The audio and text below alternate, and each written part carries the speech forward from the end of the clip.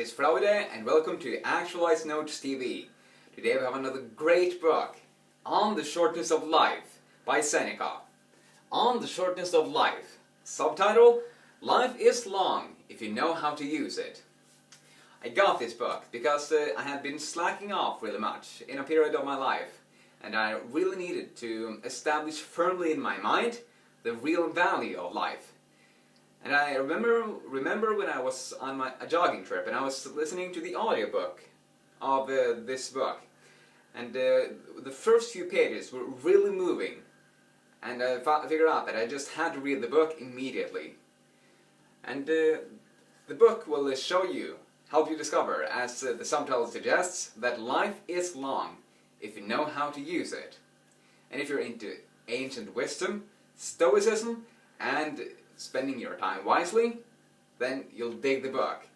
I would say that if you don't read any other book on philosophy than this one, this is a must-read. The book was written by Seneca, who was a Stoic philosopher between 5 BC to 65 AD.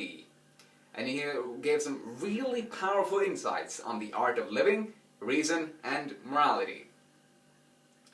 So I would say, again, that this is one of the supreme works out there. It's only about 100 pages and anyone can understand it. That's what's so great about it. So, 5 ideas. Excited to share with you. Let's start with the first one, which is waste. Seneca tells us that it is not that we have a short time to live, but that we waste a lot of it. And if you think about it, we have been given a generous amount of time, right? Many people can live up to 100 years old in this age. And that's just impossible to wrap our minds around how long that really is. But if we waste much of that time is really not ours. Seneca talks a lot about that. If we spend all of our time on addictions, spending time with people we don't like, etc., then it's really not living, but it's merely time. So, let's consider an example. Before, a few years ago, I was really addicted to video games. I would sit for hours and hours, up to 4 hours each and every day. If we consider that I have 16 hours in one day, then 4 hours of that day is 25% of my whole day. Over 100 years, only 75 of those years would be mine if I continued playing video games for 4 hours each and every day. Isn't that just insane? And if we consider all of those other examples of addictions, like spending too much time on email, on Facebook, watching television shows, then much of our time is really not living, but it's simply waste. It's merely time.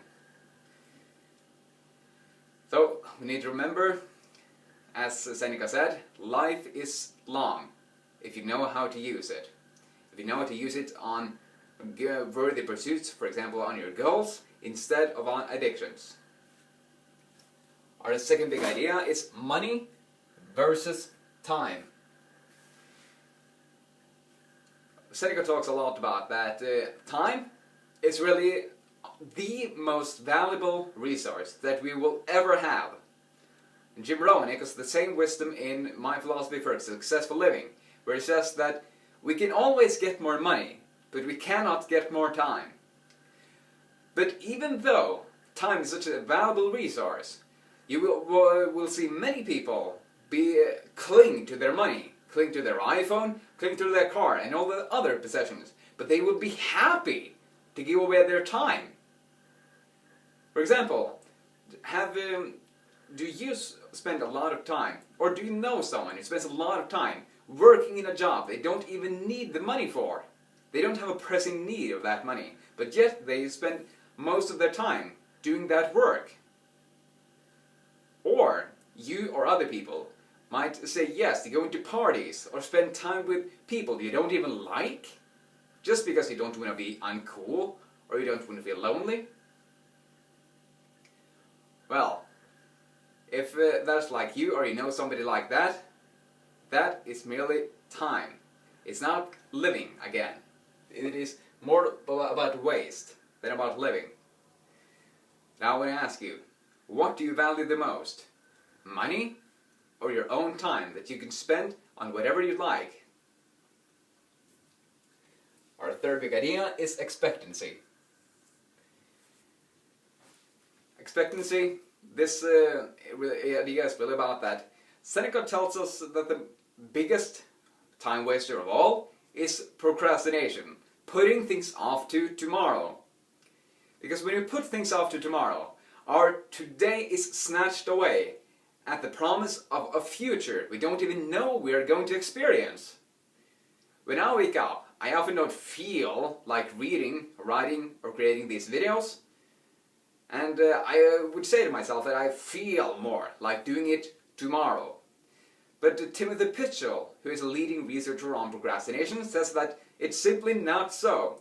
The tomorrow in which I really feel like it is always a day away. It never becomes today.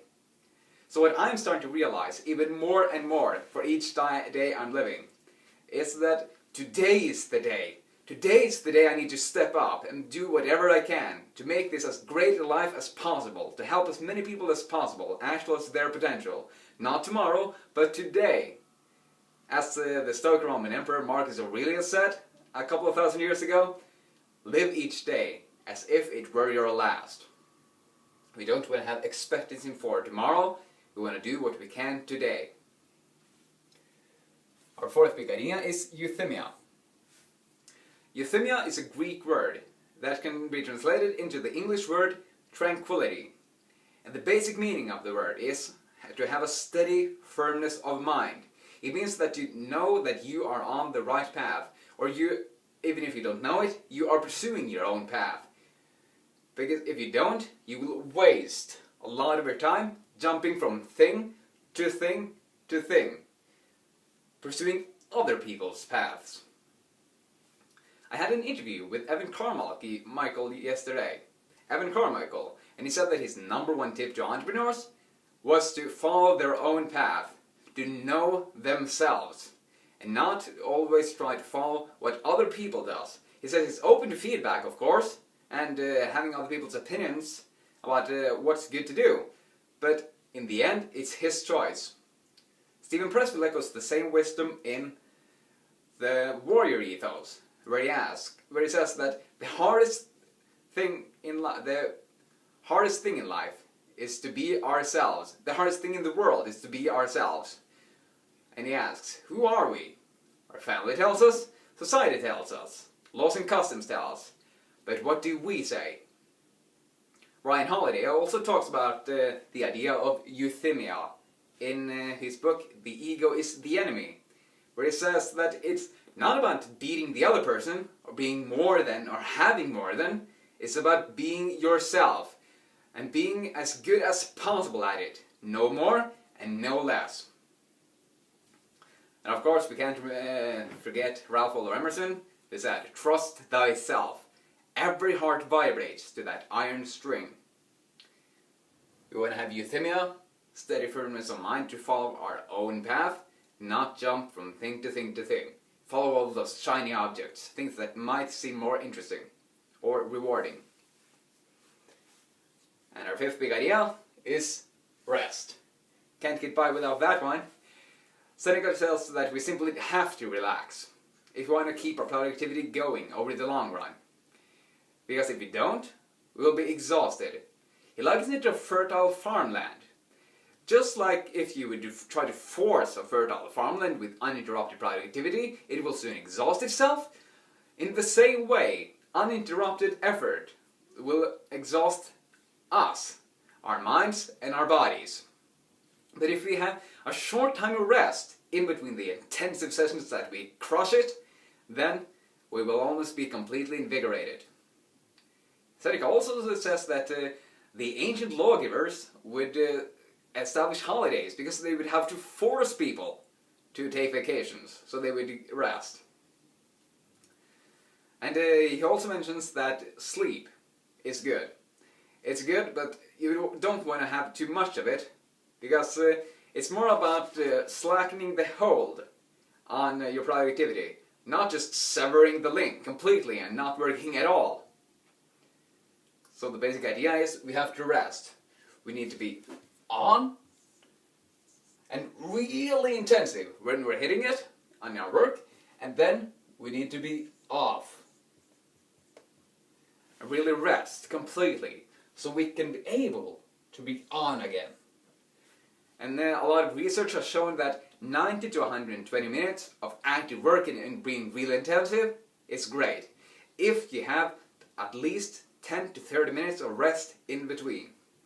I do 3 to 4 of those sessions each day. I often do 4 90-minute periods with about 15 to 30 minutes of break in between them. And it's just incredible how much energy I can have throughout the day. So that was rest. Make sure to get some.